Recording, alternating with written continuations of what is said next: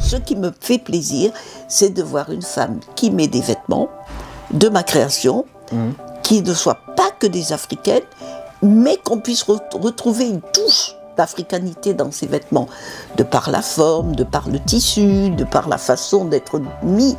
Et c'est ça qui est très important et c'est très valorisant pour moi. Mais ce que je voulais faire comprendre aux femmes, que être élégant, quelle que soit sa morphologie, on peut être élégant. Il y a des femmes qui souffrent parce qu'elles se disent ou elles sont trop rondes ou trop fortes ou trop maigres ou trop petites ou trop grandes.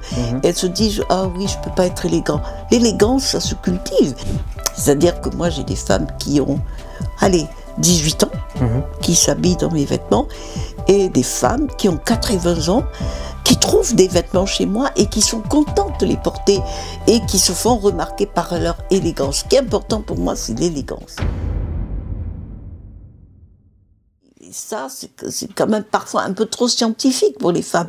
Mais nous, qui sommes des conseillères en images et des créatrices, c'est à nous à leur dire, ok, il y a un ton de vert qui peut vous aller, et il y a un ton de vert qui peut enterrer votre physique, enterrer votre teint, alors que vous avez besoin de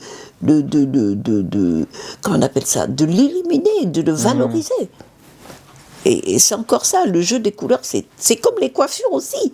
Lui qui joue énormément. Absolument, parce qu'on se dit aujourd'hui, bon voilà, on a besoin d'être coiffé comme ça.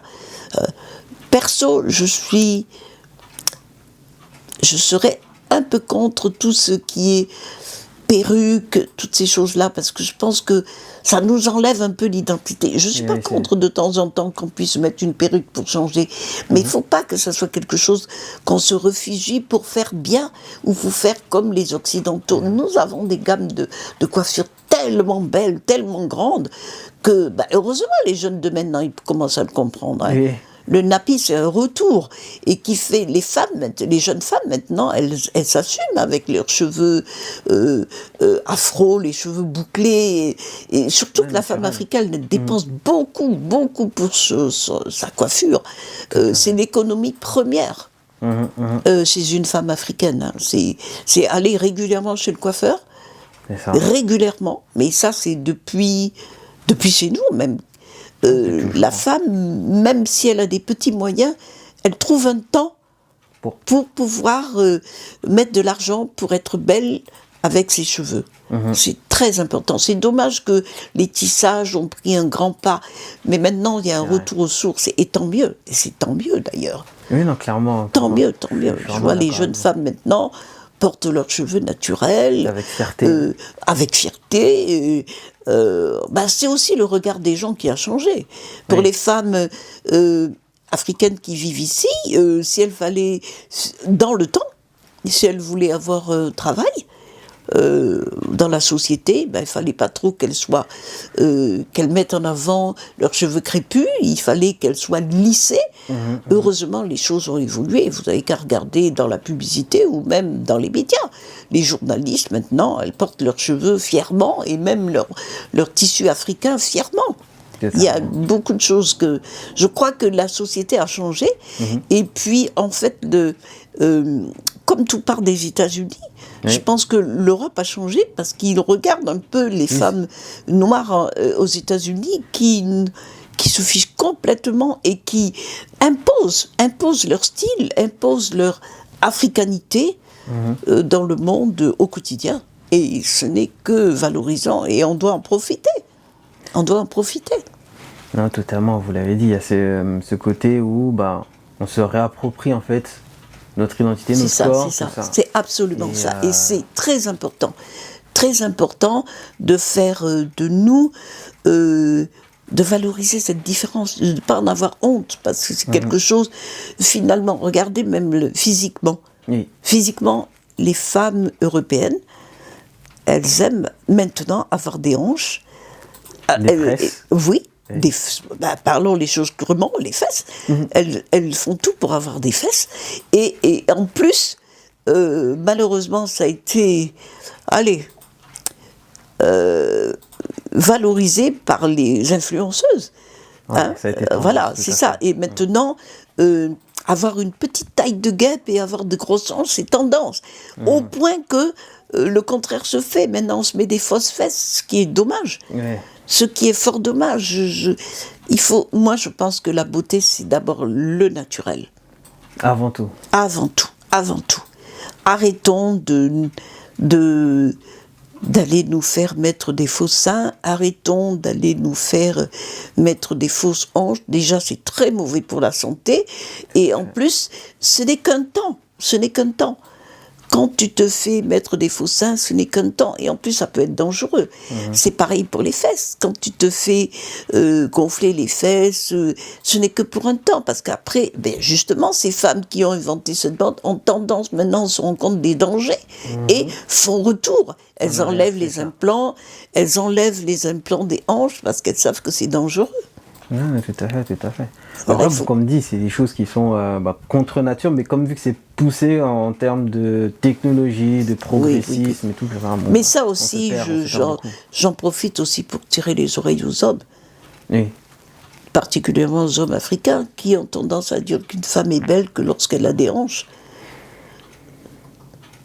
Alors que nous, les femmes ont toujours été belles, elles ont toujours eu ces hanches, mais maintenant, c'est encore une fois un excès.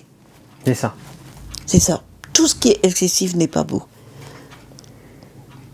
J'ai rien à redire. Mais c'est vrai,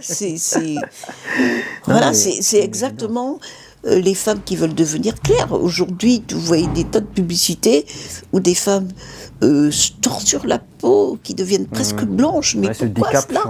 Mais pourquoi cela ? Et il faut être fier de son identité.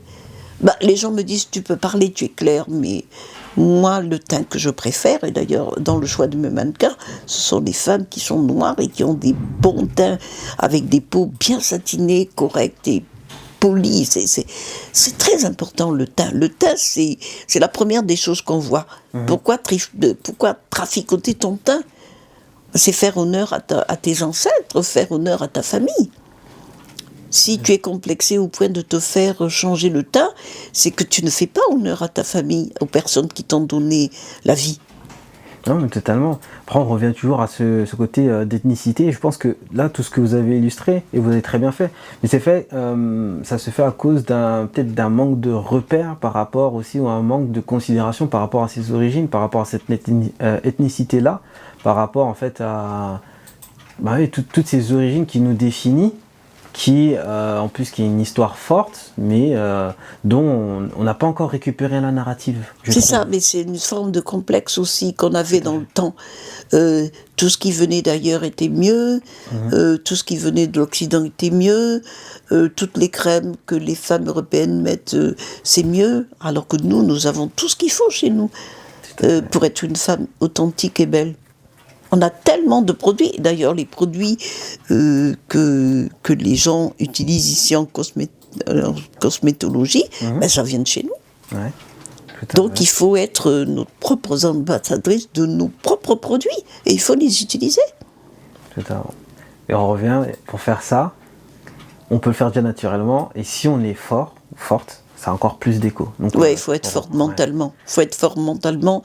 Il faut être fier de sa culture et de son... Il faut être fier. Ouais. L'histoire de je suis noire, je suis fière, elle est vraiment au goût du jour. Elle a été dans les années passées, mais elle est encore au goût du jour. Il faut être fier de ce qu'on est. Voilà. Totalement. De toute façon, on ne peut pas renier ce qu'on est, même s'il y a beaucoup de gens qui l'ont fait peut-être par le passé. Bon, là, on voit encore qu'il y a des... Mais comme vous l'avez dit, la tendance revient au naturel qui est de s'affirmer. C'est ça. Il faut changer aussi le regard des hommes. Hein. Moi, je les combats beaucoup. Hein. Quand je vois les hommes qui encouragent les femmes africaines à s'acheter des produits pour devenir claires et leur faire leurs compliments, oh, tu es nettement plus belle comme ça, c'est une insulte. Non, c'est une insulte. Ou les femmes qui ne peuvent plus sortir sans mettre de faux cils ou sans mettre des faux ongles, sans mettre un make-up exagéré. Après, il n'y a rien de plus beau que le naturel. suis totalement Je d'accord. sens qu'on peut améliorer le naturel. D'ailleurs, nous, on est là pour ça, Ouais, pour mais pas en l'embellir, excès. ouais. C'est ça, Et pour pas en excès. l'embellissement. Trop de Jamais. make-up.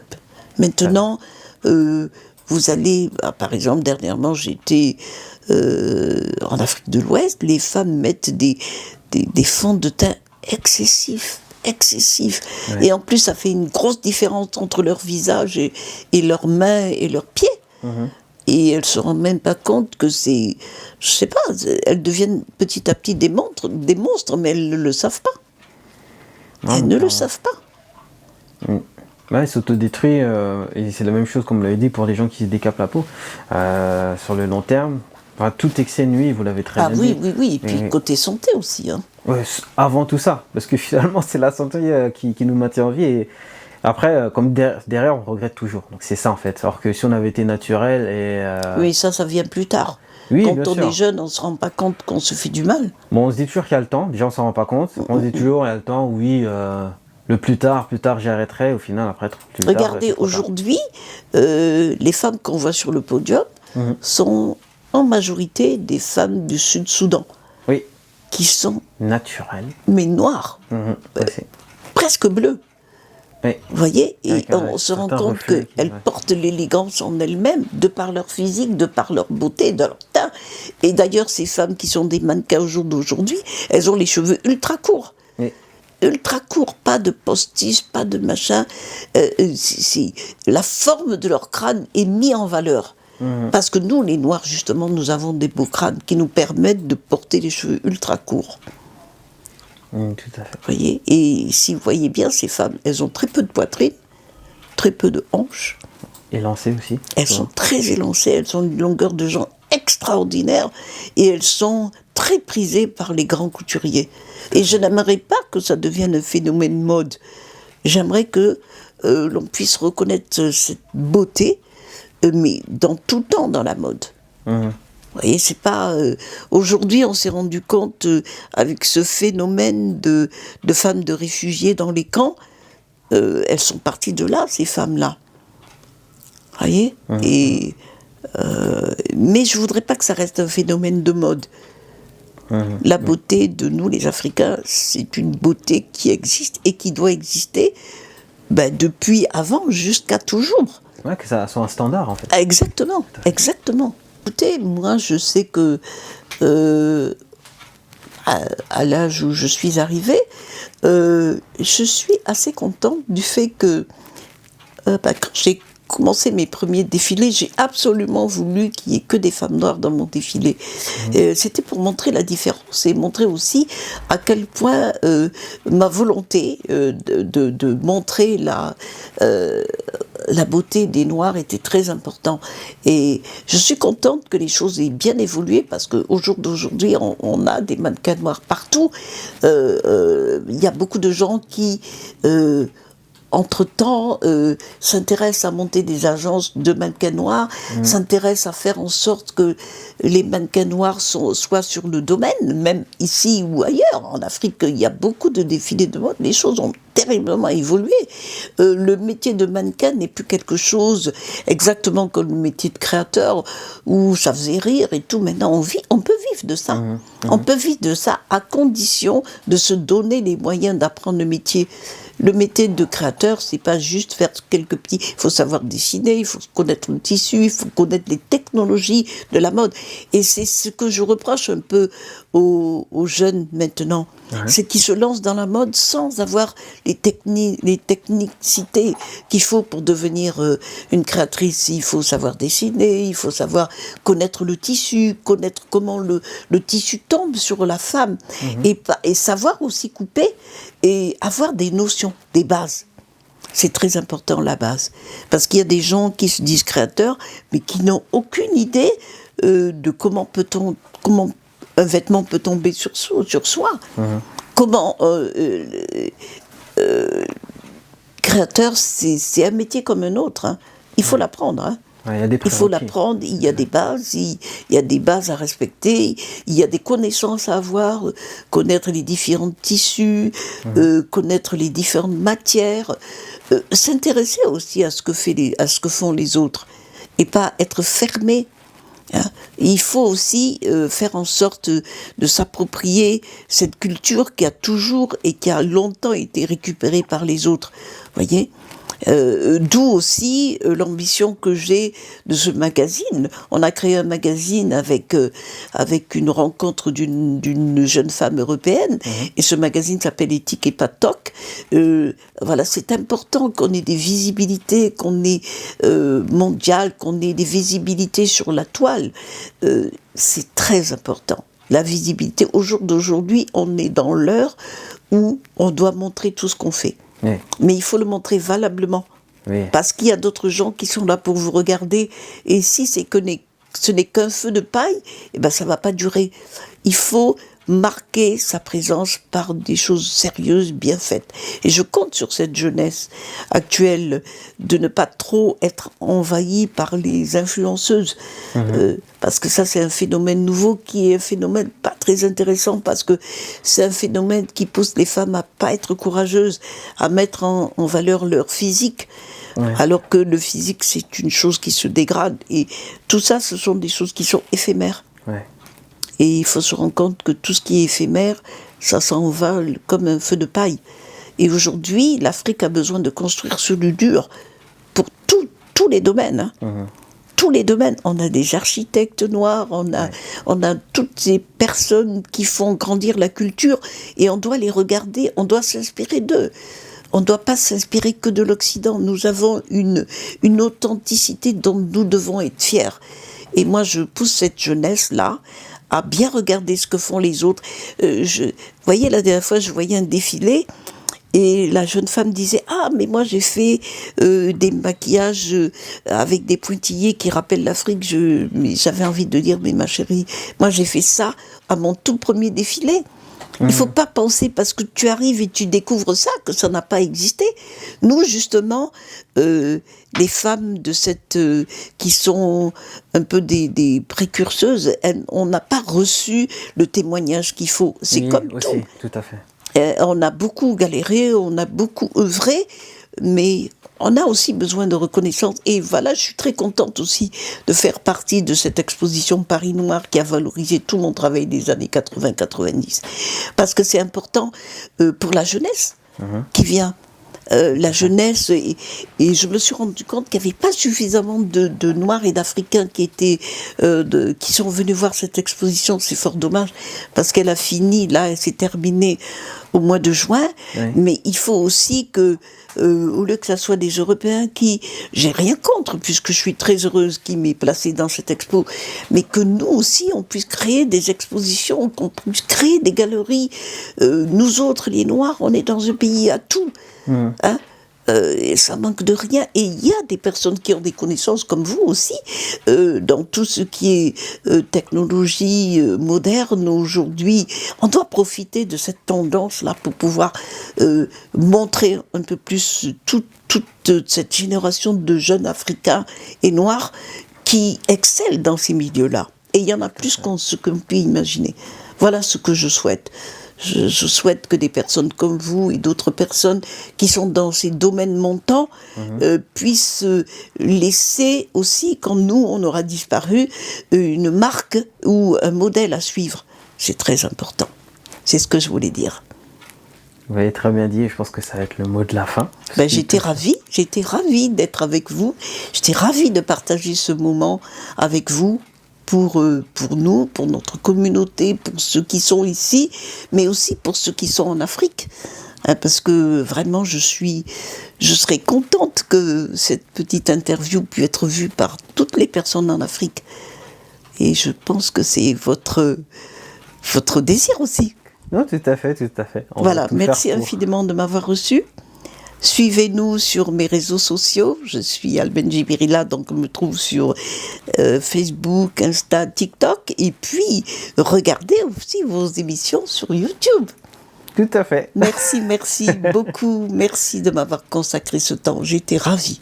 Merci à vous pour le partage et merci d'être aussi, comment on a dit, un rôle modèle à travers du coup les années et d'avoir laissé un véritable héritage qu'on va perpétuer comme il se doit.